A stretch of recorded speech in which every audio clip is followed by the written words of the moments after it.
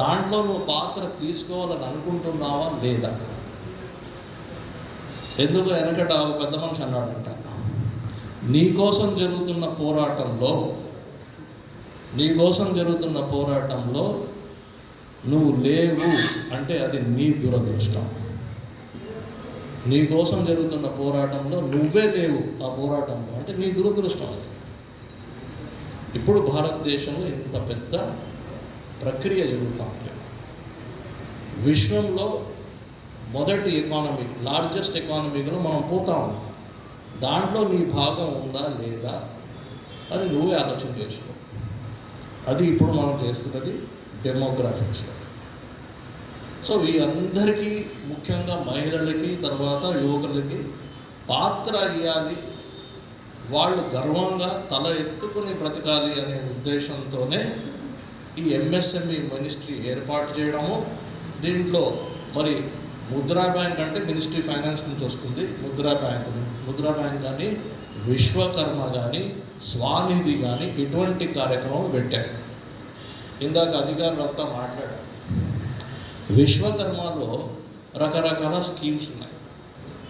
ఒక స్కీమ్ అన్నారు ఏంటంటే, చాలా ముఖ్యమైనది ఏంటంటే, వాళ్ళు మాట్లాడిన దాంట్లో క్రెడిట్ ఏదైతే మనం లోన్ అడుగుతామో, ఇది ముఖ్యంగా యువకులు, స్త్రీలు దయచేసి చాలా సీరియస్గా, ఇది ఇంపార్టెంట్ మ్యాటరు, ఇది వినండి. ఈ విషయం ఎవరైతే మొట్టమొదటిసారి పెట్టబోతున్నారో 5 లక్షల నుంచి 5 లక్షల వరకు ఏదైతే స్కీమ్ పెడుతున్నారో, ఒక ప్రాజెక్ట్ పెడతారు 5 లక్షల వరకు. మేబీ ఒక ఆటో కొనొచ్చు, ఒక కారు కొనొచ్చు, ఒక టైలరింగ్ మెషిన్ పెట్టచ్చు, టైలరింగ్ షాపు పెట్టచ్చు, వెల్డింగ్ షాపు పెట్టచ్చు, కార్పెంటరీ షాపు పెట్టచ్చు. 5 లక్షల లోపు ఏదైతే పెడుతున్నారో దానికి మనం నార్మల్గా బ్యాంకుకి పోతే ఏమడుగుతారు వాళ్ళు? సెక్యూరిటీ అడుగుతారు, కొలేటరల్ సెక్యూరిటీ అడుగుతారు. కానీ ఈ ప్రోగ్రాంలో, విశ్వకర్మ ప్రోగ్రాంలో 85% గ్యారంటీ కవర్ ప్రభుత్వమే ఇస్తుంది, మనం ఇచ్చే అవసరం లేదు. అవునా అండి? కరెక్టేనా? అంతేనండి? మీరు చాలా మెత్తగా మాట్లాడుతున్నారు. అంటే వాళ్ళు ఇచ్చే కొలేటరల్ సెక్యూరిటీ వాళ్ళు ఇచ్చే అవసరం లేదు, అది ముఖ్యం. 5 లక్షల లోపల మీరు ఏమైనా బిజినెస్ పెట్టాలంటే మీరు సెక్యూరిటీ, కొలేటరల్ సెక్యూరిటీ పెట్టే అవసరం లేదు. అదేవిధంగా 5 లక్షల నుంచి 10 కోట్ల వరకు మీరు ఏమైనా బిజినెస్ పెట్టాలి అంటే 75% గ్యారంటీ కవరు సిడిబి బ్యాంక్ ఇస్తుంది, మీరు ఇచ్చే అవసరం లేదు. కరెక్టా కాదా? మీరు చెప్పండి. నేను అర్జెంటుగా ఆయన చూపించేస్తున్నారు, నా బాధ్యత కాదు అయిందని.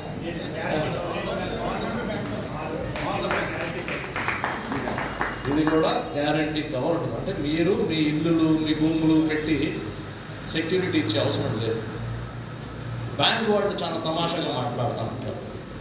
బ్యాంక్ వాళ్ళు ఏం చేస్తారంటే, ఒక రైతు బ్యాంకుకు పోయి నాకు లోన్ ఇవ్వండి అయ్యా అంటే సెక్యూరిటీ ఏది అంటారు. రైతు ఏం చేస్తాడు, నా దగ్గర 2 ఎకరాలు భూమి ఉందయ్యా, ఇది నా సెక్యూరిటీ అంటాడు. అంటే అది కాదు, హైదరాబాద్లో టౌన్లో, సిటీలో, అమరావతిలో ఏమైనా ఉంటే అది బట్టరా అంటారు. అతను రైతు, వ్యవసాయం చేసే రైతు, అతను గ్రామంలో ఉంటాడు, అతనికి పొలం ఉంటుంది. తీసుకెళ్ళి హైదరాబాద్ సిటీలో, హ్యాబిట్స్లో, బంజారాస్లో, జూబ్లీస్లో చూపించండి, ఎలా చూపిస్తాడు? ఇవన్నీ కష్టాలు చూసి ఇప్పుడు ఇక్కడ ఏం చేశారు, ఈ గ్యారంటీ కవర్ అనేది ప్రభుత్వం యొక్క bank, CDB, small industries bank of India, వాళ్ళే ఇస్తారు, మీరు ఇచ్చే అవసరం లేదు. ఇంకా చాలా ఉన్నాయి. అదే మహిళలైతే ఎస్సీ ఎస్టీ అయితే, మహిళలు కానీ, ఎస్సీ ఎస్టీ కానీ, ఫిజికల్లీ డిజేబుల్డ్ కానీ, వీళ్ళందరికీ 80 to 90% గ్యారంటీ ప్రభుత్వమే ఇస్తుంది. ఇలాగా చెప్పుకుంటూ పోతే ఈ 2 పక్కలు నేను చెప్పింది ఈ మాత్రమే చెప్పాను, ఇంతనే. ఇటువంటివి చాలా చాలా బెనిఫిట్స్ ఉన్నాయి. ఇవి అందరి చేతిలో ఉందా? ఇచ్చారా? చూడండి ఒకసారి. ఇవ్వకపోతే వాళ్ళ ఫోన్స్ రిజిస్టర్ అయి ఉంటాయి, ఆ ఫోన్స్కి పీడిఎఫ్ పుష్ చేయండి. Please share this with all the people who are participating in this event. So వీటి మీద ఎందుకంటే ఆల్రెడీ ఇక్కడ మనం చూస్తే మళ్ళీ ఎంఎస్ఎంఈ, ఇందాక ఎంఎస్ఎంఈ అంటే ఏంటో నేను చెప్పాను. ఈ అసలు ఎంఎస్సి అనే దాని పాత్ర ఏమిటి? మళ్ళీ దయచేసి వినండి, 2-3 ప్రశ్నలు అడుగుతాం. ఎంఎస్సి యొక్క పాత్ర భారతదేశంలో, ఇందాక ఎకానమీ గురించి మాట్లాడాం. భారతదేశం యొక్క ఎకానమీలో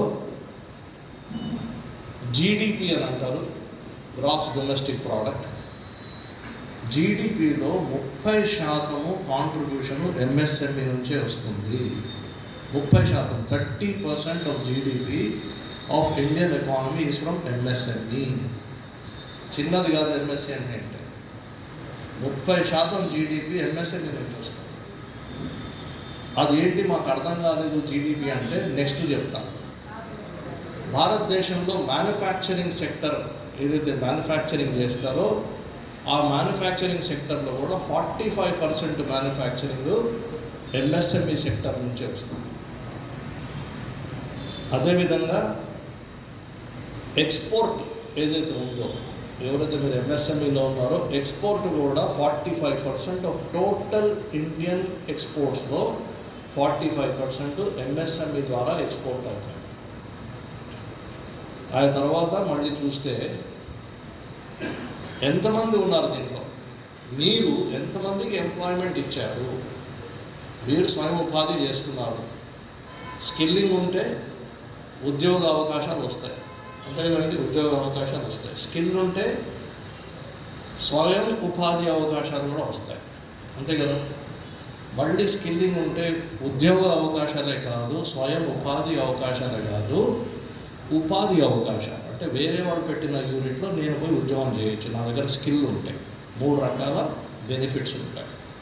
ఈ 3వ రకం బెనిఫిట్స్ ఎంతమందికి ఉంది అంటే, యావత్ భారతదేశంలో 12 కోట్ల మంది ఎంఎస్ఎంఈలో ఉద్యోగాలు ఇస్తున్నారు. 12 crores. అంటే మీరు ఎంఎస్ఎంఈ పెట్టి ఒక్కొక్కళ్ళు మీరు ఎంటర్ప్రైజ్ పెట్టి మీరు 3కో 5కో 6కో 9 మందికో 12 మందికో ఏదైతే ఉద్యోగాలు ఇస్తారో, పని ఇస్తారో, అటువంటి వాళ్ళు 12 కోట్ల మంది ఉన్నారు భారతదేశంలో. అంతమందికి బెనిఫిట్ అవుతారు. సరే, ఇప్పుడు విశ్వకర్మ, ముద్ర, స్వానిధి వీళ్ళు పట్టిక వేయలేదు ఇక్కడ. ఒకసారి వేస్తే మనం ఎలా కనిపిస్తుందంటే, భారతదేశంలో ఉన్న 29 రాష్ట్రాల్లో ఏ రాష్ట్రంలో ఎక్కువ ఉంది విశ్వకర్మ, ఏ రాష్ట్రంలో ముద్ర ఎక్కువ ఉంది, ఏ రాష్ట్రంలో తక్కువ ఉంది అని మనం చూస్తే, ఉత్తరప్రదేశ్, గుజరాత్ రాష్ట్రంలో 1 కోటి మంది మహిళలు, ఓన్లీ మహిళలు, 1 కోటి మంది మహిళలు విశ్వకర్మలో బెనిఫిట్ తీసుకున్నారు, లోన్స్ తీసుకున్నారు. మరి ఆంధ్రప్రదేశ్లో అండి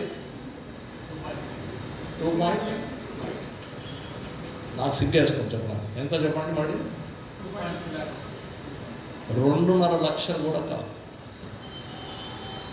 2.5 లక్షలు కూడా కాదు. ఉత్తరప్రదేశ్, గుజరాత్లో చూస్తే 1 కోటి మంది తీసుకున్నారు. సో మనం ఏం చేస్తున్నాం?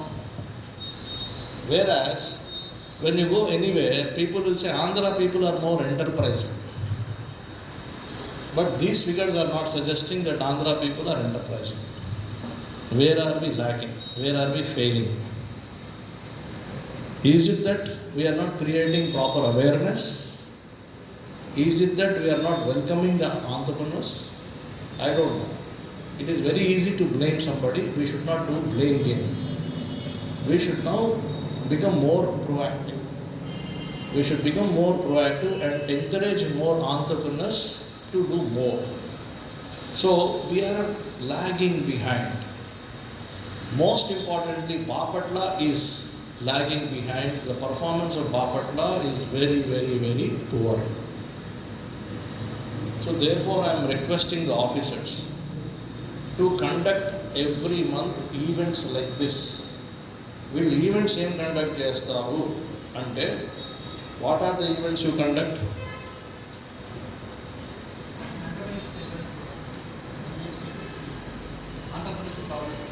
Entrepreneurship, EAP is one, ESDP is number 2, MDP is number 3. I will spend 2 minutes on this.